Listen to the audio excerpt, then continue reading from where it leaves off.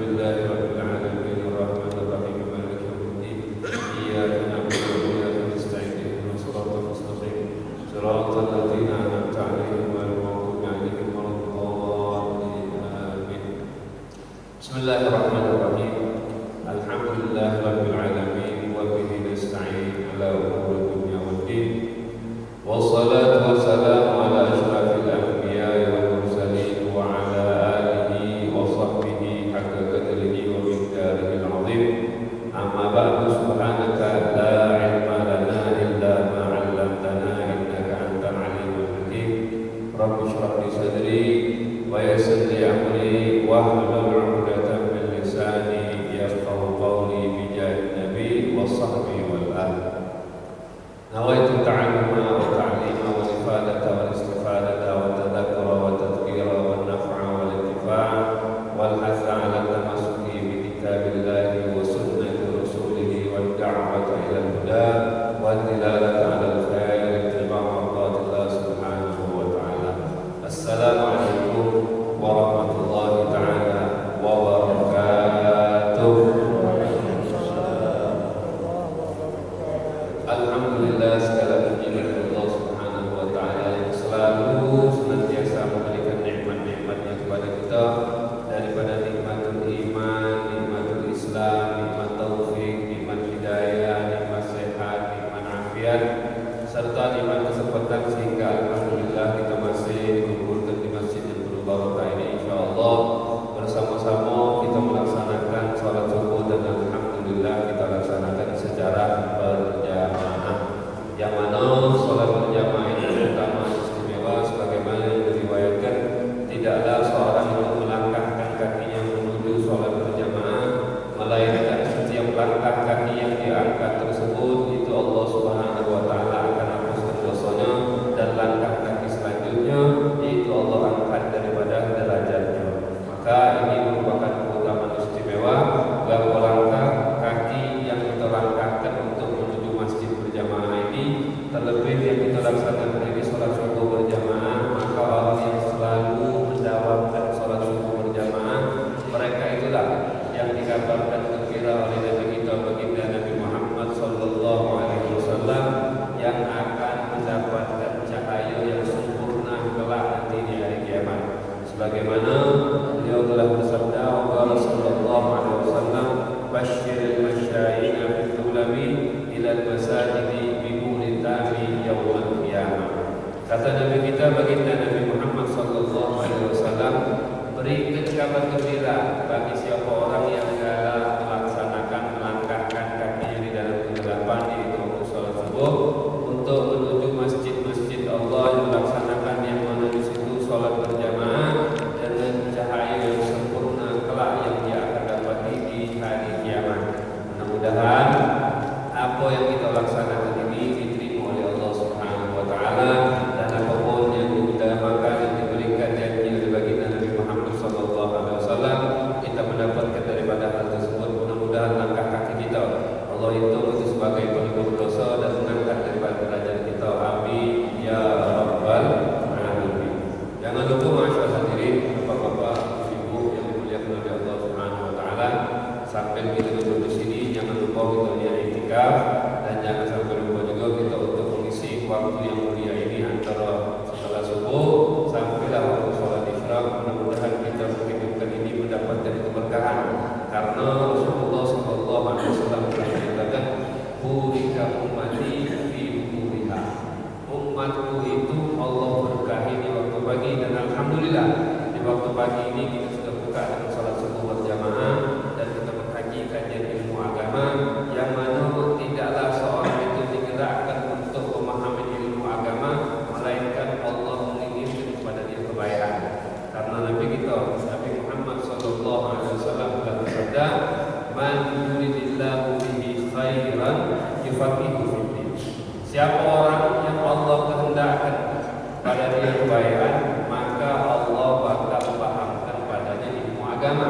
Dan alhamdulillah kita duduk di sini mengkaji kajian ilmu yang mana berkaitan dengan hukum keseharian kita, aktivitas keseharian kita. Ketika kita paham dan kita bisa mengamalkannya, maka ketahuilah engkau termasuk salah satu orang yang Allah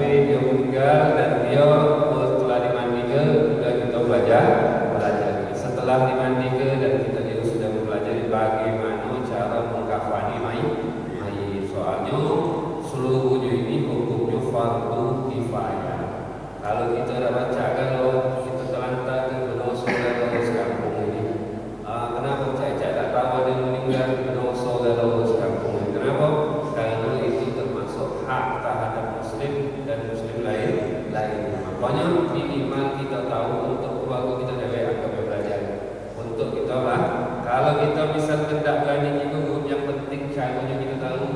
Caranya kita tahu yang mana yang harus wajibnya, yang mana yang boleh kita tinggal di dalam hati. Apa yang diajarkan oleh syariat, yang diminta oleh syariat, agar supaya hak-hak kita juga pakai ketika kita sudah meninggal bakal dilakukan sama orang sesuai dengan apa yang dituntut oleh agama kita. Kalau kita tidak ngerti, maka itulah yang suka ada perubahan-perubahan. Sekarang kafan, putih, kaget. Kalau misalkan mau tidak ngerti, saya tahun-tahun selanjutnya mau tino hijau-hijau bunga, mau masih bagus, mau tino tanda bunga, kafannya ada lukisan bunga, mana kaget kan sesuai dengan kehidupan dia. Kenapa? Karena kita tidak dilandasi dengan ilmu agama. Kaget lama-lama ada gambar kan? Oh, sebulan dia kesenangan dia mobil, udah kafannya gambar mobil ujung-ujungnya. Nah, ini kenapa? Karena tidak ada ilmu. Nah, ini bakal terjadi kalau kita tidak sesuai dengan belajar, kalau kita tidak mengetahui daripada hal yang tersebut. Nah, ini jangan sampai itu terjadi, maka pelajarilah dan ketahuilah ketika engkau melaksanakan tersebut sesuai dengan apa yang diajarkan dituntut oleh agama kita. Maka kemarin yang sudah diajarkan dari kita untuk cara kafan, ringkasannya kafan itu kalau untuk wong lanang maka disunahkan untuk 3 lapis. 3 wajibnya 1 lapis. Kalau nak harus izin dulu sama orang utang. Kalau nak lebih dari 3 harus izin dulu sama ahli waris. Jadi ringkasannya untuk wong lanang itu 3 lapis. Setiap lapisan itu menutupi seluruh badan. 1. Lapisan kedua juga menutupi seluruh badan. Lapisan ketiga juga menutupi seluruh badan. Itu yang digunakan untuk wong lanang. Kalau kita nambah gamis boleh apa enggak? Sudah 3 lapis ini nak nambah gamis juga. Gamis itu dari bahu kita sampai kaki, itu baru nambah juga gamis. Nah, nambah imamah gemudeng kepala ini boleh apa enggak? Boleh. Oh, boleh, tapi harus izin sama ahli waris dulu kapan nambah itu boleh, tapi yang lebih afdolnya tetap 3 lapis untuk wong lanang. 3 lapis ya. Lapis pertama, lapis kedua, dan lapis ketiga. Itu untuk wong lanang. Adapun untuk yang perempuan, maka cara daripada melapisi daripada mayat tersebut minimal 1 lapis. Itu yang wajib. Kalau nak lebih bagus lagi, maka perempuan itu 2 lapis. 2 lapis, kemudian sudah mengenakan izar, sarung yang ditutupi dari pusar sampai lutut sini, kemudian dilapis lagi sama gamis. Nah, gamis itu baju dari bahu sampai ujung dari sampai matok kaki, atau dia lebih sedikit awal. Kemudian dipakai kerudung. Jangan bentuk pakainya. Jangan biasa bahan dulu dipasang ditaruh ke sini, baru ditutup dengan 2 lapis. Jadi kalau kita nak ingat cara jenazah ibu itu yang pertama kali ditutup sewet je lah, dianggap sewet.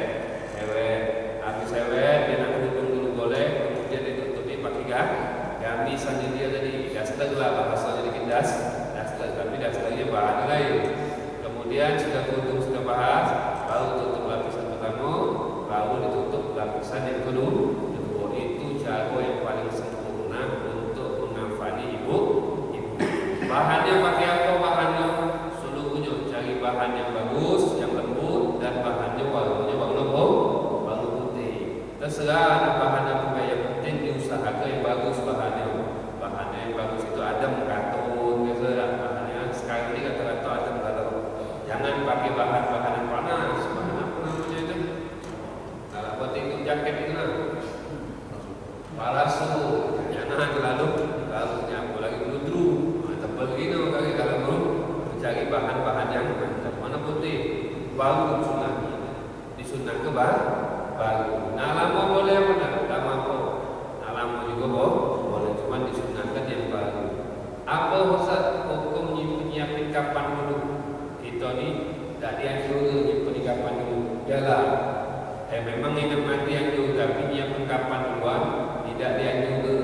Kecuali kalau misalkan kita yang siapkan itu kita punya duit dan jelas-jelas halal-halalnya, yang ada dapat duit halal yang nanti siap kapan kita tak apa itu.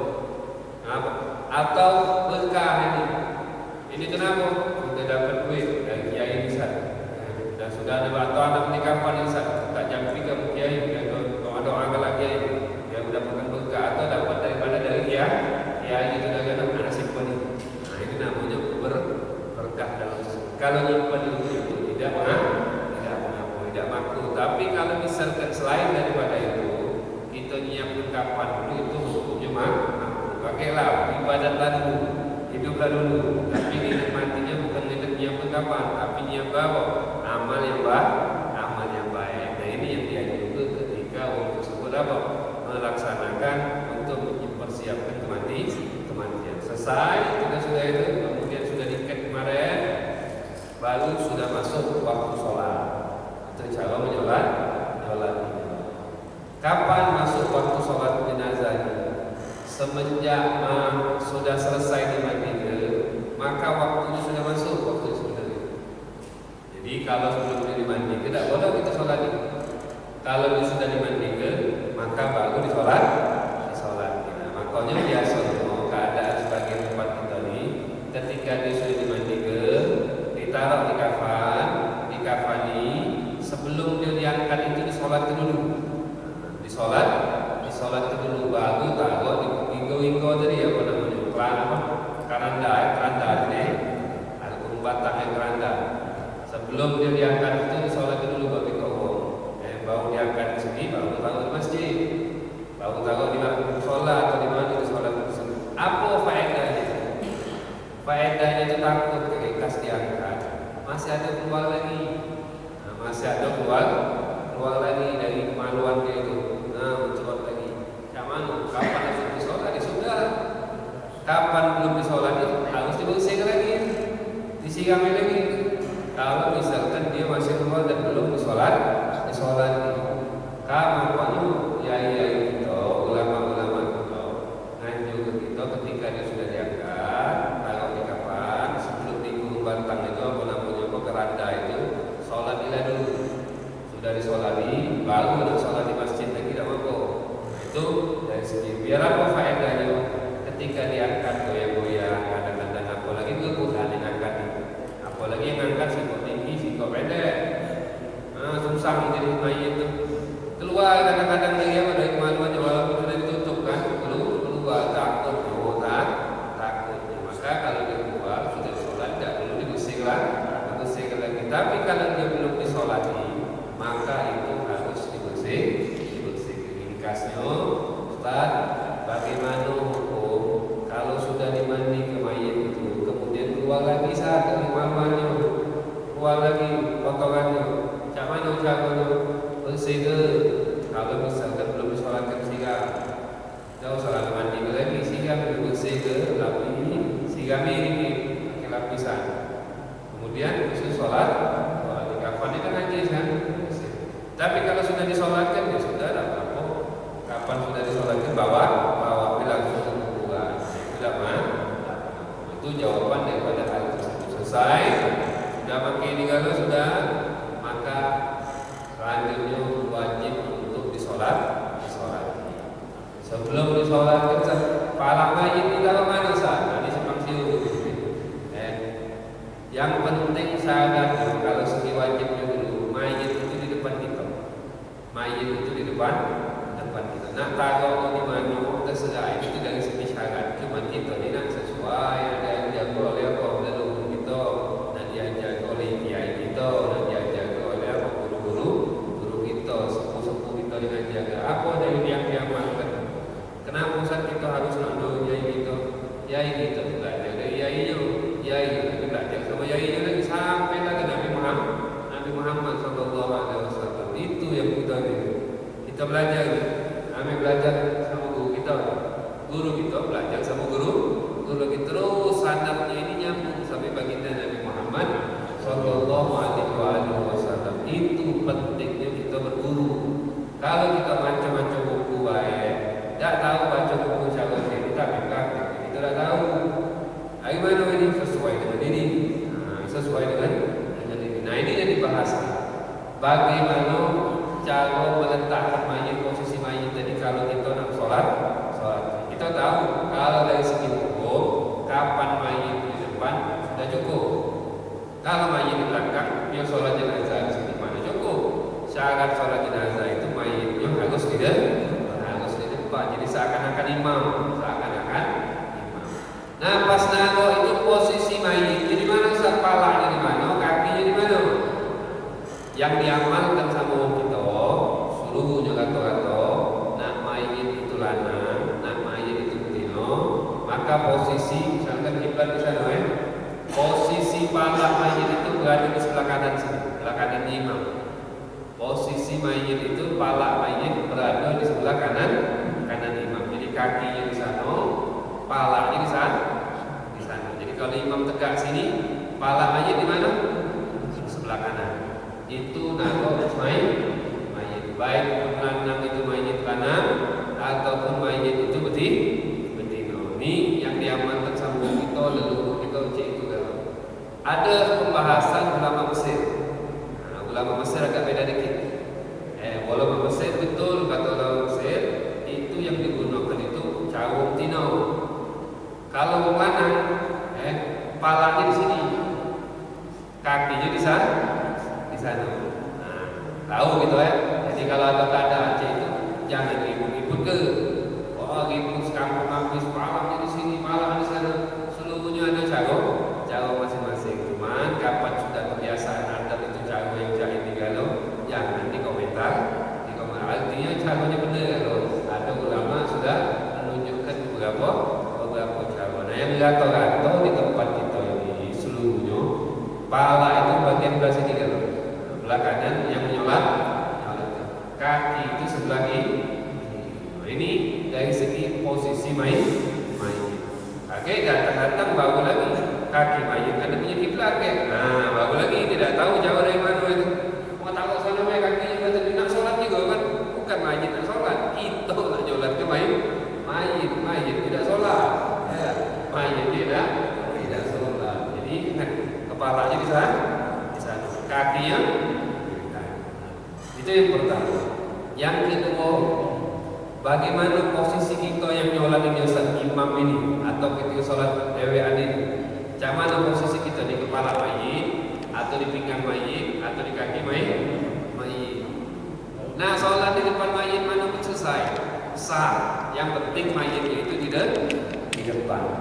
Cuma yang kalau mayit itu lanang, maka disunahkan bagi yang sholat itu jaga kepala, tidak dia, kepala bahu jadi besar. Ini kepala mayit nih, ini kepala mayit, ini kaki mayit, ini bahunya nih, bahu mayit. Maka disunah dianjurkan ketika kita nak sholatkan mayit itu mana, maka posisi yang sholat itu di sini, imamnya atau kalau dia sholatnya dewean. Kalau mayit itu laki-laki. Kalau mayitnya itu perempuan, maka dianjurkan untuk berada posisinya di pinggang daripada ibu-ibu dari jenazah perempuan. Sini nih di jenazah perempuan ini apa namanya bahu. Maka posisi dia berdiri di sini. Itu yang dianjurkan. Jadi kalau dia nak di kaki boleh, nak di kepala boleh, nak di sini boleh. Tapi yang dianjurkan oleh kiai kita, ulama-ulama kita, guru-guru kita sesuai dengan apa yang dianjurkan oleh syariat kita, yaitu kapan posisi tersebut mayit kita nak sholat itu tergantung daripada jenazahnya. Kalau jenazahnya laki-laki, maka dianjurkan untuk yang nyolatnya itu kalau dia sholat dewean atau dia imam, maka dia berada di bagian bahu daripada jenazah bagian kepala. Kalau misalnya jenazah itu perempuan, maka posisi berdirinya di mana? Di dalam keadaan pinggangnya tersebut. Itu dari segi yang dianjurkan. Itu perlu kita dibahas. Kemudian jaraknya juga jangan terlalu jauh. Antara di semua mayit itu jangan terlalu jauh. Kalau misalkan jauh-jauhnya ya cukup. Itu yang dianjurkan. Sudah dalam posisi itu. Kemudian bagaimana cara mensolatkan jenazah? Jelas syaratnya sesuai dengan syarat wudu, syarat sholat. Kalau kita nak mensolatkan jenazah harus wudu, harus ada kiblat. Jenazah sudah dimandi ke? Kapan jenazah belum dimandi ke? Sebelum lagi belum mandi, anak pergi sholat dulu beda kata dia. Tak boleh, belum masuk waktu namanya. Belum masuk waktu. Kemudian kapan sudah itu dia harus ada kiblat. Bagaimana cara sholatnya? Rukun sholat jenazah ada rukunnya. Pertama kali dia harus niat. Macam niat sholat jenazah ini? Niat sholat jenazah kalau dia lengkap usolli ala hadal mayyit arba takbirat fardu kifayah lillahi ta'ala. Dia harus ada usolli. Kalau nak ringkasnya, usolli fardhu janazah. Saya niat sholat fardu janazah ala fulan bin fulan. Kalau dia hafal namanya. Kalau tidak hafal ala hadzal mayyit. Saya niat sholat jenazah untuk mayit ini. Itulah yang wajibnya. Saya niat sholat fardhu janazah untuk mayit. Itu minimal. Minimal. Kalau dia imaman tambah imaman. Kalau dia makmuman tambah makmuman. Kalau dia nak lengkap usolli fardhu janazah ala hadzal mayyit untuk mayit ini, atau kalau dia nyebutkan namanya arba' takbirat, 4 takbir. Mustaqbilal kiblati, adaan makmuman atau imaman lillahi ta'ala. Takbir Allahu Akbar. Niat itu di dalam hati. Bukan kita ngomong sholli fardhu janazah ala hadzal mayyit arba' takbirat makmuman lillahi ta'ala Allahu Akbar. Dia tak kata niat dia. Tak salah. Jadi niat itu melintaskan, menghadirkan yang kita baca tadi di dalam hati kita ketika kita takbir. Itulah namanya niat. Jadi sama aja sholat yang kita baca itu maghrib. Ustaz, ada nak niat sholat apa? Sholat subuh. Yang mana Ustaz? Sholli fardhu subhi raka'ataini mustaqbilal qiblati ada lillahi ta'ala. Ana makmum Ustaz, tambah itu makmuman lillahi ta'ala. Langsung Allah apa Ustaz? Sudah. Kita baca itu sunnah. Yang wajib itu kita melintaskan yang sama macam kita baca itu tadi dalam hati ketika waktu kita takbir. Jadi takbir ini ada 3 perkara. Mulut macam Allahu Akbar, tangan disunat angkat, di hatinya sholli fardhu subhi raka'ataini mustaqbilal qiblati adaan lillahi ta'ala. Jadi kalau dia solat ini Allah, mulutnya macam hatinya sholli fardhu subhi. Hampirlah harus di waktu takbir tadi itu kita harus melintaskan niat. Itu yang benar, itu yang wajib di dalam apa? Salat kita.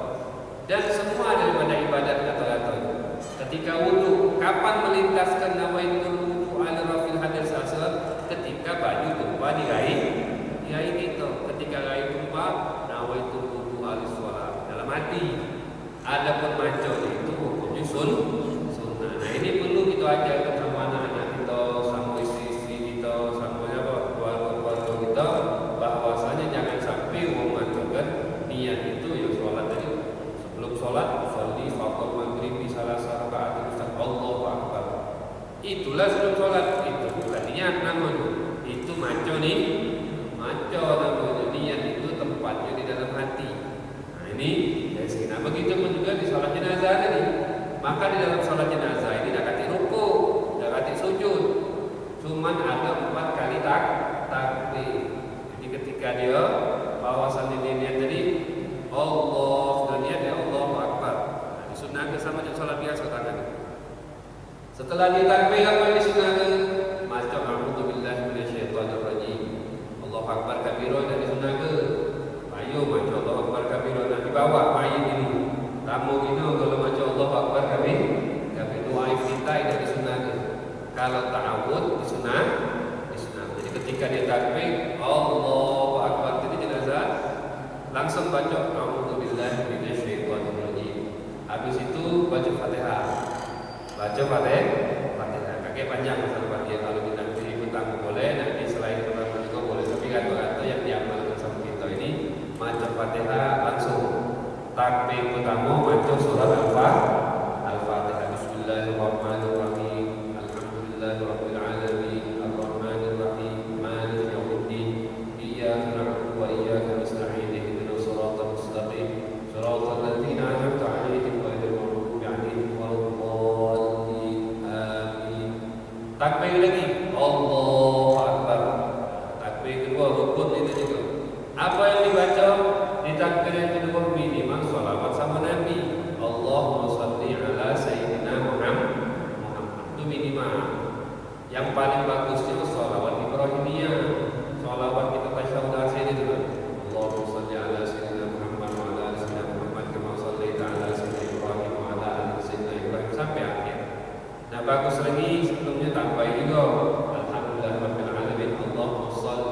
wa sallim, tambah wa sallimnya juga ala sayyidina Muhammad wa ala sayyidina Muhammad kama shallaita ala sayyidina Ibrahim. Habis doa bagi Allah Ta'ala. Dan doa takbir itu sudah takbir lagi selesai fil alamin innaka hamidum majid. Allahu akbar, takbir yang ketiga. Apa takbir ketiga ini? Doa untuk si mayit. Doa untuk si mayit. Minimalnya Allahumma ighfir lahu warhamhu. Minimalnya Allahumma ighfir lahu warhamhu. Apa saja doa satu orang meninggal, apa tak doa tu? Amal ini sudah kita lagi doa lagi apa? Arti solat kita itu nyampe doa fungsi doa jenazah itu mendoakan orang yang meninggal. Kapan nak kata doa meninggal tidak sah solat jemaah kita. Solat apa jenazah? Jenazah gitu. Mulai belum dikuburi. Kalau belum kuburi, yo kalau belum kuburi tak boleh lagi doa tu. Aku nak cerita itu. Kau buang sudah sudah mati. Allah katakan dalam Al-Quran, waladina ja'u min ba'dihim, kemudian datang setelah mereka itu setelah zaman sahabat, setelah zaman tabi'in, tidak bermakna dalam hal tersebut wa qalbuhum mutma'innun bil iman, tafsir tersebut, dan hatinya itu penuh dengan keimanan. Waladina ja'u min ba'dihim. Apa yang datang setelah mereka itu? Apa kata Allah Subhanahu wa taala? Yaquluna rabbana ighfir lana wa li ikhwanina alladhina sabaquna bil iman. Mereka yang datang nanti generasi dan setelahnya, mereka itu akan mengatakan rabbana ighfir lana, ya Allah, silakan bagi Allah, wa ikhwanina alladhina wa li ikhwanina alladhina sabaquna bil iman, dan teman-teman kami ya Allah, saudara-saudara kami yang telah mendahului kami dalam keimanan. Doa itu mendoakan orang meninggal. Itu dianjurkan ke Allah. Ketika Allah Subhanahu wa taala meminta ke kita, Allah minta ke kita berdoa, maka kita berdoa ya Allah, alhamdulillah ya Allah, berdoa ya Allah.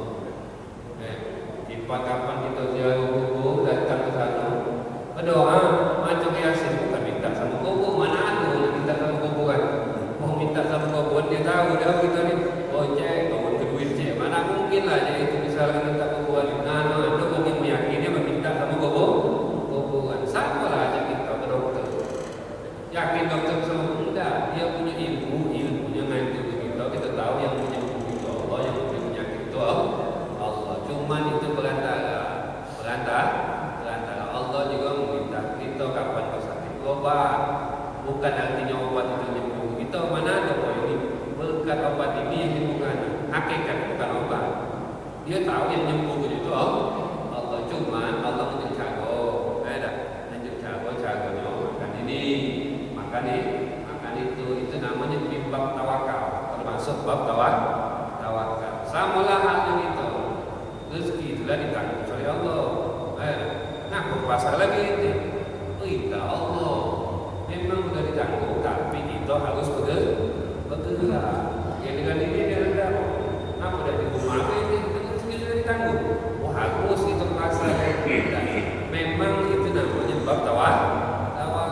Ketika dia hukum, mana besok nak dikata-kata langsung itu dia hukum minta hukum.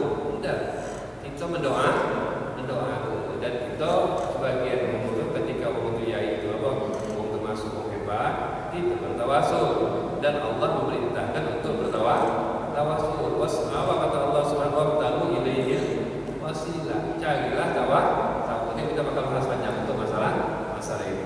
Kemudian ketika kita takbir yang ketiga, Allahu Akbar, maka yang wajibnya mendoakan si mayit. Apa doanya minimal? Allahumma ighfir lahu. Lebih ini warhamhu wa'afihi wa'fu an. Terserah nak mayit lanang, mayit tino, ada cuma alhamdulillah Ustaz. Kalau sudah rumah Allahumma ighfir lahu, sudah takkan apa lana Ustaz. Bingung, Allahumma ighfir lahu warhamha wa'afiha wa'fu anha wa aqim nuzulaha wa sifat ila akhir doa. Selalu gitu Ustaz. Allahumma ighfir lahu bila. Kata kawan itu tino bukan filahu filaha kata dia. Boleh dah kalau ada makin filahu dia? Boleh. Jadi domirnya kemana baliknya saat filahu? Kalau filaha kan tino jelas. Kalau filahu mayit Allahumma ya Allah ampunilah mayit. Nah, mayit itu kan sama. Kalau mayit itu lanang namanya mayit, kalau mayit betina namanya mayit. Mayit dalam bahasa Arab. Mayit itu siapa? Orang yang meninggal baik pun lanang atau betina. Jangan diganti. Oh mayit, hazal mayit. Kalau kita hazal mayita, jangan mayita. Mayita satu mayit, satu mayit. Si kaum mayit, Allah ma'ada, Allah ma'ufir li hadal mayit. Itu sudah untuk orang lanang, itu juga sudah untuk orang betina. Jadi kalau kita doa kita, Allah ma'ufir lahu, warhamhu, wa'afihi, wa'afwan. Boleh kalau untuk orang lanang boleh, untuk orang betina pun juga boleh. Itu doa, itu minimal yang kita harus anjurannya banyak kali insyaallah juga di sini ada masalah doa-doanya. Doa ketika jenazah yang dianjurkan. Pertama kali ketika orang ke apa? Takbir ketika itu doa kedua Allahumma fil hayyina wa idina wa bayyina wa syahidina wa sayyidina wa kabirina wa tana wa dzakarina Allahumma man ahyatu minna fa ahya al-isa wa tawu minna fa ahya alaihi fa amit alal iman. Allahumma fil lahu warhamhu wa'afihi wa'fu anhu wa qina nuzulahu wasir wa atqil wa atqil wa asir wa isal wa baruna fi al-ardaya kama yadzu wal afiyah minan. Penting kalau tidak disoleh Allahumma fil lahu warham. Tapi usahakan kita apa? Ada tambahan lagi Allahumma ta'afu wa na'abdik wa jannatu fi dunya ila agak panjang gitu doanya. Kakek kali ini tinggal budak kecil, tambahan lagi doanya. Kadang di sholat ini kan walaupun budak kecil itu wajib disolat. Gak mana satu hati kan? Budak kecil Allahumma fil lahu warham. Iya dah ada dosa. Nah apa itu nak doa ke? Jadi buat apa sholat? Tujuan kita mendoakan Allahumma fir lahu itu selain kita ta'abbud itu ngangkat derajat. Ngangkat derajat. Doanya juga biar Allah Subhanahu wa taala menenangkan daripada wong tuanya itu biar tenang dan dia masuk daripada apa? Untung mungkin punya anak tinggal kecil itu. Untung penolong dia bagi dari kiamat. Wong ada wong lagi susah-susah kalau dia sudah ada tabungan dulu kan. Ketika dia susah, dia ada anaknya, dia punya ini, yang galak nunggu ini cangking ini, yang galak nunggu ini apa, nolong dia dari kiamat. Cuman sih kok sangat sabar kalau dia menikah. Itu sabar, dah balik butuh-butuh. Oh, anak-anak baru dapat ini sebulan langsung tinggal, ya Allah, dapatnya. Nah itu tak boleh gitu. Kapan kita punya anak, belum balik dia menikah, nah sabar, sedih boleh, tapi sabar. Itulah nanti kakek bakal jadi penolong kita nanti di hari kiamat. Itulah yang namanya wildan kakek di hari kiamat. Sudah bisa berdoa tadi. Takbir lagi. Allahu Akbar. Yang keempat. Ada yang diwajibkan tak? Tidak kata yang diwajibkan. Cuma dianjurkan sunnahkan doa. Allahumma la tahrimna ajrahu wa la tahrimna ba'dahu wa ighfir lana wa lahu wa li jami'il muslimin. Apa lagi kan?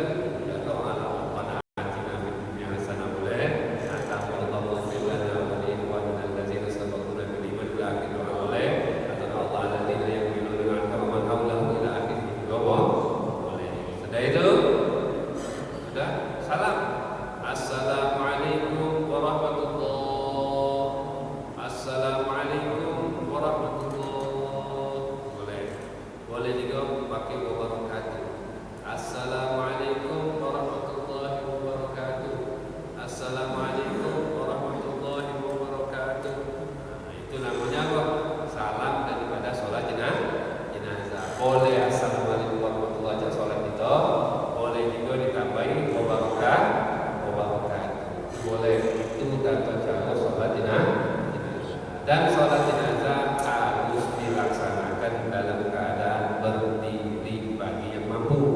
Karena sholat wajib, maka setiap yang wajib harus dilaksanakan dalam keadaan berdiri. Anda tidak mampu sholat tegak, duduk. Tidak mampu sholatnya duduk, berbalik. Tidak mampu itu beli, sama lah jak kemarin. Pakai sholat dulu bingung mau jenazah yang mana dari sholat jenazah itu. Artinya kalau dia nak sholat jenazah boleh, bisa tak kalau tidak mampu dulu jempol, boleh. Tapi kalau dia tegak, maka diwajibkan harus tegak. Tertib harus. Takbir utama ya sudah takbir baca Fatihah kalau biasa tidak. Takbir kedua harus baca sholawat. Takbir ketiga harus baca doa. Fatihah Fatihah ini bebas sebenarnya. Boleh nak pertama, boleh nak kedua, boleh nak ketiga, atau boleh nak keempat. Itu boleh dari segi hukumnya. Kalau misalkan kita nak pengen baca Fatihah di pertama, biasanya rata-rata kita di Fatihah di pertama dulu itu tidak boleh. Jangan kita balik, sholawat yang terakhir dah kata dia. Tidak boleh. Tidak boleh. Tidak boleh. Nah, ini tata cara daripada sholat jenazah. Anak gambar lagi singkat sedikit. Ketika orang sholat jenazah, bersungai di depan, usolli fardhu jenazah ala hadal mayyit. Saya niat sholat wajib jenazah untuk mayit ini. Nah, mayit ini jelas tadi kan, boleh nak sebut nama atau nama mayit ini masih benar. Azal mayit. Arba takbirat sunnah itu. Saya usolli fardhu jenazah ala hadal mayyit. Fardu kifayah lillahi ta'ala. Allahu akbar. Alhamdulillah sampai waladhdallin amin. Allahu akbar. Allahumma shalli wa sallim ala sayyidina Muhammad wa ala ali sayyidina Muhammad. Min kasih itu. Allahu akbar. Allahumma ighfir lahu warhamhu wa'afihi wa'fu anhu. Allahu akbar. Katanya mani aja Allah malah naftina. Assalamualaikum warahmatullahi wabarakatuh. Assalamualaikum warahmatullahi wabarakatuh. Sudah selesai kan? Kata Nabi Muhammad sallallahu alaihi wasallam, siapa yang sholat jenazah dapat pahala pencak gunung Uhud. Nyolatkan sikok jenazah itu pahalanya pencak gunung Uhud. Man sholat jenazah maka anak walahu gira walahu wa man syai'a jenazah. Siapa yang ngantar ketika sampai ke bawahnya walahu gira, dapat satu gira itu. Sholat dapat satu gira, ngantar ke dapat satu gira. Dua gunung Uhud, pahala besar gunung Uhud. Itu yang antara bersama yang menyolat sholat jenazah. Makanya sholat jenazah ini kalau kita biasa sholat jenazah, kaki kita di sholat itu juga. Kapan kita nanda sholat itu kaki sepi, sholat kita sepi. Makanya kalau ada jenazah, pergilah masuklah. Apalagi kamu keluar lagi sholat lagi. Kan kita ini kadang-kadang kan yang sholat ada. Kadang-kadang nyongkok di luar, ngokok belakang di sini. Alat belakang semua masuk ke dalam. Masuk dalam cuma sedikit, cuma takbir. Allah Akbar semenit setengah kan, tidak bisa menit kan. Itu sholat jenazah. Sholat. Apa dia bacanya sah? Bacanya gampang. Takbir baru membaca Fatihah. Takbir kedua baca shalawat sama Nabi. Takbir ketiga udah apa? Allahumma ighfir lahu. Allahumma ighfir lahu. Kalau dia dapat tak pernah doa ibunya berarti. Kalau dia dapat berarti tidak pernah doa untuk Allahumma ighfir lahu warhamhu wa'afihi wa'fu anhu. Takbir lagi. Rabbana atina fid dunya hasanah wa fil akhirati hasanah wa qina adzabannar. Dapat pahala besar. Dan perlu juga ketika sholat jenazah ini dianjurkan stopnya yang banyak. Misal di sini, jenazah di sini. Kalau kamu tidak lagi ini, jangan satu stop tapi di sini. Bagi 3 stop. Biarlah boleh di Miko 3 stop. Nah, itu dah apa itu beda sama sholat biasa. Sholat jenazah itu yang penting apa? Stopnya banyak, tapi jangan utang stop banyak. Siko. Itu bagi sama itu. Kenapa Ustaz? Stopnya terlalu besar. Dikitnya umumnya 3 ya depan lah itu dah apa. Kalau waktu 6 dah ngapa kan? Itu dah apa? Ini yang sampai banyak stop ini salah paham ngomong Ustaz tadi. Bagi sekarang atau mana susahnya hati ya boy ini. Nah, itu perlu kita untuk memahami daripada hal tersebut. Itu yang diambil. Sekarang yang wajib untuk melaksanakan sholat jenazah ini siapa? Sekiranya kalau ada yang sholat itu sudah cukup. Nah, sholat jenazah ini wajib dilaksanakan ketika sudah terjatuhlah fardu kifayah itu kalau dilaksanakan sama orang laki-laki. Kapan ibu-ibu nak sholat boleh tak sah? Ibu-ibu nak sholat jenazah jatuh ni. Dia nak sholat boleh, dia nak sholat. Cuma jangan depan-depan. Kalau nak sholat dia tolak belakang. Digelari belakang. Boleh tak? Boleh. Tapi kalau dia sholat ini kalau ustazah, masya Allah Ustaz, ibu-ibu sudah saking cinta tidak boleh juga loh melandang sholat. Kami kami bisa juga sholat kata dia. Salah kamu percaya kami kalau dino kata dia.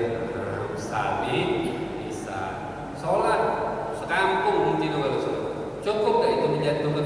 kifayah, belum cukup. Tidak cukup. Dapat pahala dari ibu sholat, dapat pahala, tapi belum melaksanakan kewajiban. Kewajiban sholat jenazah itu terlaksana kalau dilaksanakan oleh laki-laki. Siapa lanang? Nah, udah kecil yang penting sholatnya benar. Udah kecil umur 8 tahun 9 tahun bisa dicaranya. Siapa ngajarinnya? Pak gurunya udah ngajarin hebat. Oh, bagus kalau dia cukup.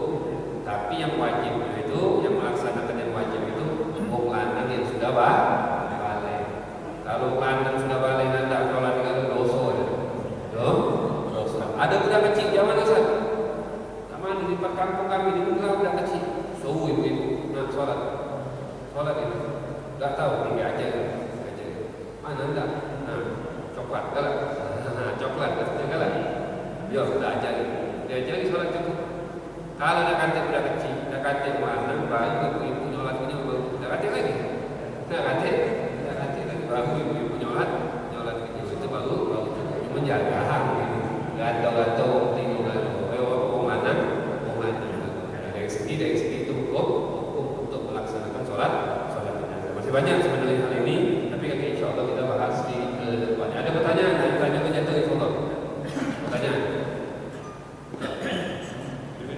Assalamualaikum warahmatullahi wabarakatuh. Waalaikumsalam. Bolehkah kita mendoakan mayat orang tua itu dengan menambahkan misalnya Rabbil Fili mendoakannya. Ya, ketika di depan mayat beliau. Oke, di depan kuburan beliau. Bukan waktu menolak Jenazah. Oh, oke. ditambah.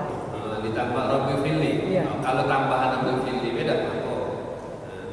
Rabbil Fili tidak mah. Kalau menambahkan ketika apa? Rabbil Fili terakhir itu kan nambahannya tidak apa-apa lagi dia juga di takbir yang keempat. Ini kapan sama? Ini yang takbir ketiga ketika kita mendoakan Allahumma firlahu. Kemudian kita tambah dengan ini tadi apa tuh lebih perlihat. Oke. Kalau bisa pertanyaan, ketika kita mensolatkan jenazah di takbir yang ketiga itu kan doa untuk si mayit. Apakah boleh kita mensusupkan sedikit doa untuk kita? Dari segi hukum, ketika kita mendoakan mayit, kita sudah mendoakan mayit. Ketika kita menambahkan sedikit untuk kita, Rabbil Fili, apakah itu mempengaruhi dalam sholat jenazah? Tidak mempengaruhi, tidak membatalkan. Tapi alangkah bagusnya kalau misalkan kita mendoakan untuk kita itu di takbir yang bagian kita, pakai doa untuk kita itu di takbir yang keempat. Allahumma Rabbil Fili wali walidayya, boleh juga doa dia Rabbana atina fid dunya hasanah. Tapi boleh apa tidak? Pengaruh tidak dalam segi apa dari segi hukum? Tidak. Ya Allahumma ighfir lahu warhamhu wa'afihi wa'fu anhu waghfirli Rabbil Fili. Tidak masalah. Artinya tidak mengganggu keabsahan sholat jenazah. Tapi alangkah bagusnya kalau misalkan dia mendoakan tersebut khusus untuk buat semayit. Memang itu waktu yang diharapkan untuk semayit. Baik. Ada lagi? Allah. Assalamualaikum warahmatullahi wabarakatuh. Waalaikumsalam. Aku hukumnya kalau dia tidak pernah sholat atau dia pernah sholat mengumpulkan baik, lalu dia meninggal, dia berpendapat dia Rasulullah tidak usah sholat. Ada yang mengatakan karena dia agama Islam. Jadi kita bingung mana yang kira-kira sesuatu yang bagus. Oke. Ini pertanyaan, kalau ada orang meninggal, orang muslim, dia tidak pernah sholat lebaran ya, nabi ke masjid, bisa. Siapa yang meninggal? Siapa orang yang meninggal dalam keadaan iman itu wajib untuk kita lalu sholat. Masalah dosa itu urusan bisa Allah. Kapan dia lebih Islam, kita nak komunas billah, kita ini menghukumi orang itu sejak lahir. Wong ini Islam, wajib kita sholat. Justru kita sholat itu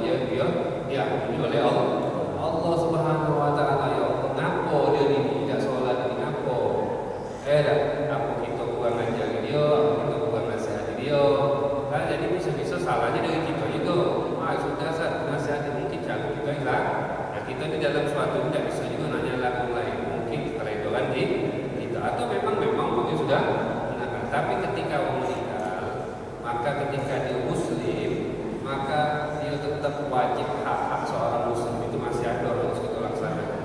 Justru kita ini jangan sampai ketika ada muslim ini, jangan muslim ini selamat dari jodoh. Wong sini, Allah dia tidak pernah sholat. Sholat apa yang kami lakukan? Kita sholat bila pun. Sholat kami kita doa panjang jadi kita doanya bila pun. Biar Allah Subhanahu Wa Taala ampun ke dia. Nah di sini saat bagaimana tambahan wong meninggal muslim tapi bertaubat, jangan urusannya dosa ini. Wa man yamut wa lam yatub min dzambihi fa amruhu mufawwadun bi rabbih. Siapa orang yang telah meninggal tapi belum sempat taubat, tapi label muslim dia sudah. Jangan itu urusannya urusan Allah. Kalau Allah pengen ampunnya Allah ampuni. Kalau Allah pengen azab, Allah azab dulu, besok baru masuk ke surga. Kehendak Allah itu. Kenapa? Selagi dia ada iman, maka orang yang ada iman sekecil apapun imannya tidak bakal selamanya di dunia. Pasti dia bakal masuk surga. Cuma tidak tahu lama yang aku berapa lama. Tergantung kita ni suruh nunggu sawat telat dikit kalau butuh. Itulah kata dunia lama. Apalagi nunggu kamar mandi yang nunggu mikok. Sudah betul lah itu. Ini di masyarakat kita. Sehari di akhirat kita pecah 1000 tahun di dunia. Pecah 1000 tahun. Tunggulah terjauh nak matahari panas tidak cak mana betul. Tergantung amal kita. Cuba sekali-sekali kita dari pagi sampai siang buka situ. Dari pagi sekuat lagi dah kita nunggu di situ. Cuba. Kalau Allah dah buat cak mana kaki di masyarakat kita nak bejo, nak gamal baik dengan tempat dah. Ketika kita mantau kita ni sudah mulai dah benar berani kahwin ini, berani nyinggung ini. Cuba cucuk dikit mantau ni. Cucuk ni ada cuba buat apa dah ini? Ada buat. Tapi di akhirat itu cuba kesiangan. Makin siangan lagi di akhirat. Ini orang dalam hadis baginda Nabi Muhammad sallallahu alaihi wasallam. Makan yang tak benar. Makan gawe apalagi punya anak yatim. Itu membawa lupa makan itu. Kata Allah Subhanahu Wa Taala dalam hadis riwayat Nabi Muhammad juga bahwasanya orang yang makan hasil orang lain itu, apalagi anak yatim, berarti apa seakan-akan dia makan bara api. Dia makan bara api. Kiamat ini masih panas ini. Itulah yang bakal jadi gitu. Cuba sekali-sekali kita tenung ya Allah. Biasa jadi hidup ini bernafas masih hidup oleh Allah, masih bisa oksigen masih banyak. Coba kalau Allah mampatkan sebelah beda susah kita. Apalagi dua-dua mampu dah Allah mampatkan. Coba masih bisa nyinggung ya Allah. Kapan Allah hapus mata kita ada bisa nyinggung? Satu berjalan. Selalu apa ini? Enggak bagi kita dah susah. Nak macam Al-Quran menjadi kacamata dulu. Mumpung mata masih bisa nyinggung, bantulah kan. Mumpung mata badan masih sehat, datangilah masjid mumpung badan sehat selalu dan kita taubat kepada Allah. Kakek ada waktunya kita ini apa? Ada dalam keadaan kita berterima keberkahan daripada rahmatnya Allah Subhanahu Wa Taala. Nak main-mainlah, nak bergawi-gawilah, nak beraksi-beraksilah, tapi seluruhnya itu jangan lepas daripada syariat. Ada lagi pertanyaan?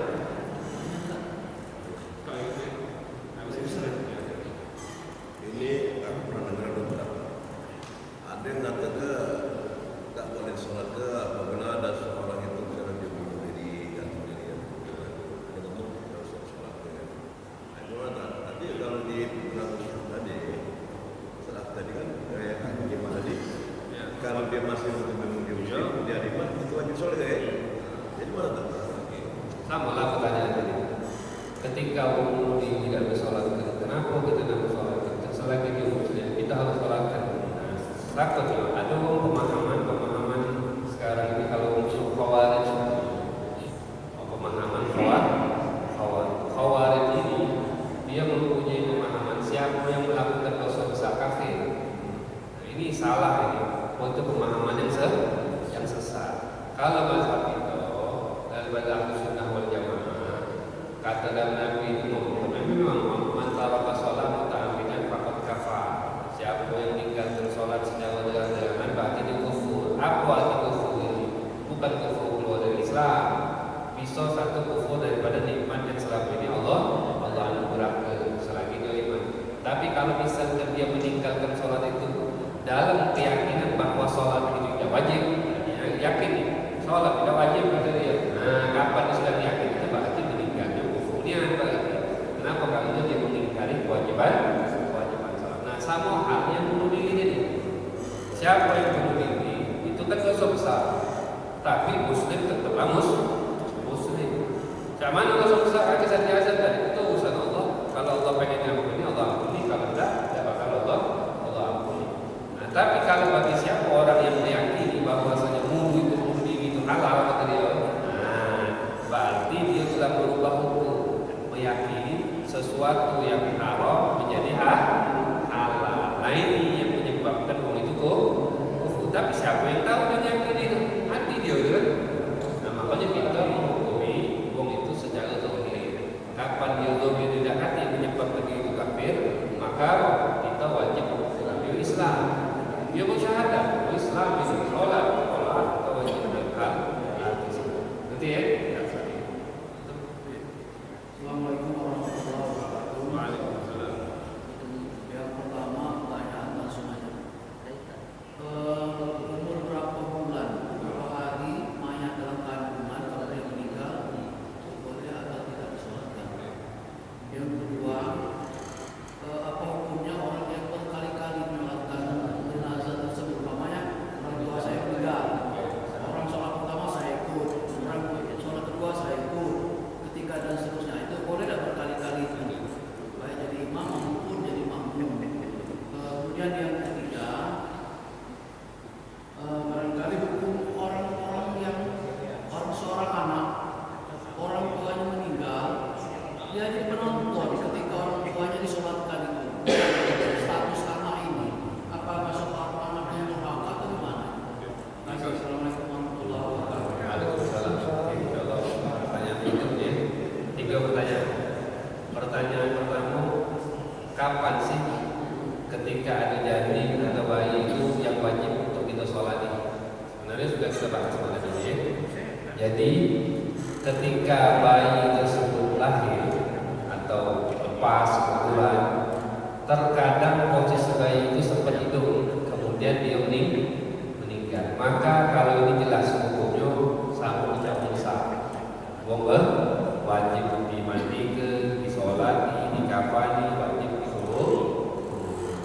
Kalau misalkan bayi itu lepas keluar daripada ukuran lah bahasa kita itu, terkadang belum berbentuk, masih bentuk bola dan daging bayi, atau misalkan apa bentuk darah misalkan saya itu, maka itu tidak wajib sesuatu apapun, cuman disunahkan untuk dikuburkan dilapisi dengan itu disunahkan. Kalau misalkan bayi tersebut sudah keluar, sudah mulai berbentuk, baik berbentuk baru kepala ataupun tangan ataupun badannya sudah berbentuk, maka dia itu kalau misalkan dia di bawah 6 bulan, umur bayi tersebut di bawah 6 bulan, maka seluruhnya diwajibkan kecuali sholat. Dia wajib dimandikan, wajib dikafani, wajib dikuburi. Kalau sholat tidak boleh disolat. Kenapa? Dia sudah berbentuk dan di bawah 6 bulan. Itu yang kalau misalkan dia sudah berbentuk Ustaz, tapi sudah di 6 bulan ke-7, lahir sudah mati duluan. Betul apa belum? Sudah. Berapa umurnya? Di pucuk 6 bulan. Macam ini? Maka ini ada 2 pendapat. Pertama kali dia wajib mandikan, wajib dikafani, wajib dikuburkan. Boleh tak sah disolati? Boleh disolati, boleh juga tidak. Jadi kalau misalkan posisi ringkasannya, kalau misalkan posisi bayi itu lahir masih hidup kemudian meninggal, maka sama macam Musa.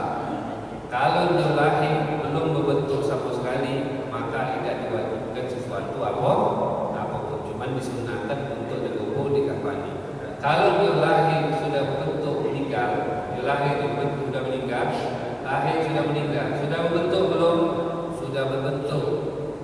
kalau berbentuk tersebut umurnya di bawah 6 bulan, maka dia diwajibkan untuk dimandikan, dikafani dan dikuburi, tidak boleh untuk disolatkan.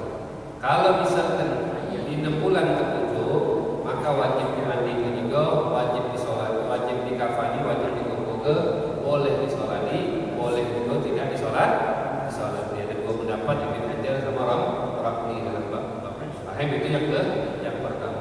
Yang kedua, pertanyaan yang kedua tersebut, sampai kapan kita boleh untuk melaksanakan sholat jenazah? Artinya di sini pertanyaan satu, pertanyaan ini, ketika kita sudah sholat jenazah, boleh lagi tidak untuk sholat lagi? Siapa orang yang sudah sholat jenazah, maka dia tidak disunnahkan untuk mengulangi sholat jenazah lagi. Tapi kalau dia sholat lagi, boleh apa tidak? Boleh. Hukumnya boleh.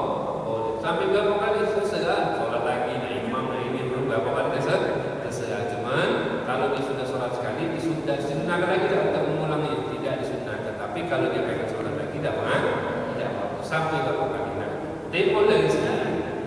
Pertanyaan, siapa biasanya yang boleh untuk melaksanakan sholat jenazah? Sholat jenazah itu kan kalau kita dapat ke beliau dalam keadaan jenazah sini kan bisa.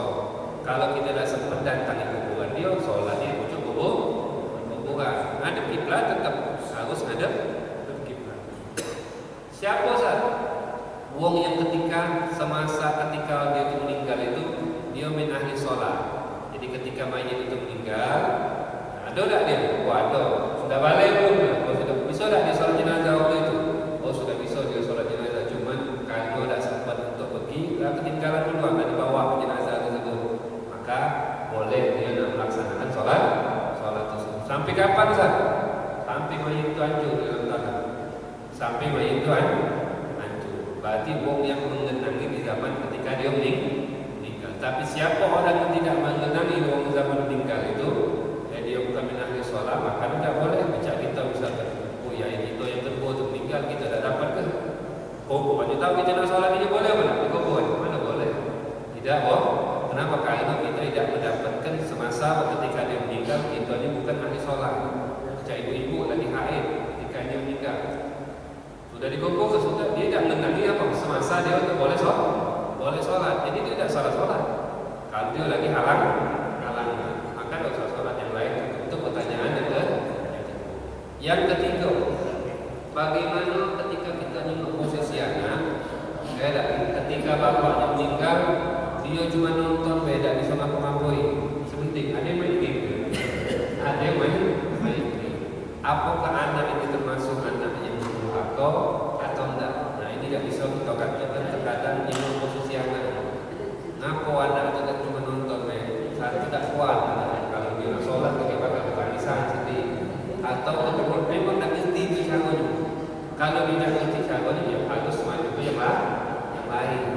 Ya dah. Yang ketiga kenapa? Salah bapaknya ajari dia yang baik. Tak bisa nyala budak juga. Tapi apakah dikatakan budak itu durhaka atau enggak?